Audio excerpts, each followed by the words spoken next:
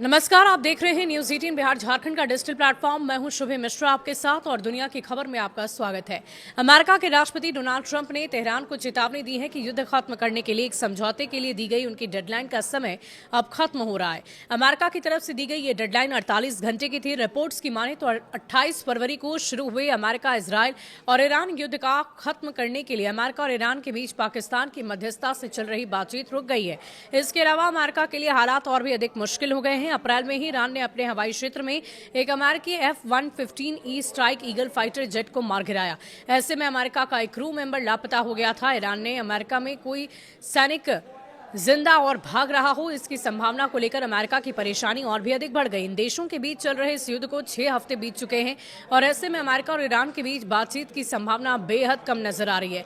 America के कुछ लोग इस युद्ध का समर्थन कर रहे हैं, वहीं ज्यादातर लोगों का मानना है कि युद्ध खत्म हो जाए।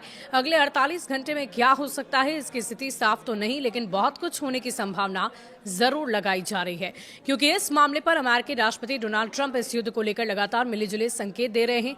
वे ऐसा तब से कह रहे हैं जब ये युद्ध अमेरिका और इजरायल की ओर से ईरान पर की गई बमबारी के साथ शुरू हुआ था। कभी वो कूटनीतिक प्रगति की ओर इशारा करते हैं तो कभी ईरान पर बमबारी करके इस पाषाण युग में पहुंचाने की धमकियां दिया करते थे। शनिवार को रिपब्लिकन ने अपनी धमकियों को दोहराते हुए कहा कि अगर ईरान किसी समझौते पर पहुंचने या स्ट्रीट ऑफ हॉर्मुज के रणनीतिक जलमार्ग को खोलने में नाकाम रहता है तो वो उस पर हमले और भी ज्यादा तेज कर देंगे। ट्रंप ने ट्रूथ स्पेशल पर कहा है कि याद है कि जब मैंने ईरान को समझौता करने को कहा या हॉर्मुज स्ट्रेट को खोलने के लिए 10 दिन का समय दिया था। अब समय निकलता जा रहा है, 48 घंटे के बाद उन पर कहर टूट पड़ेगा।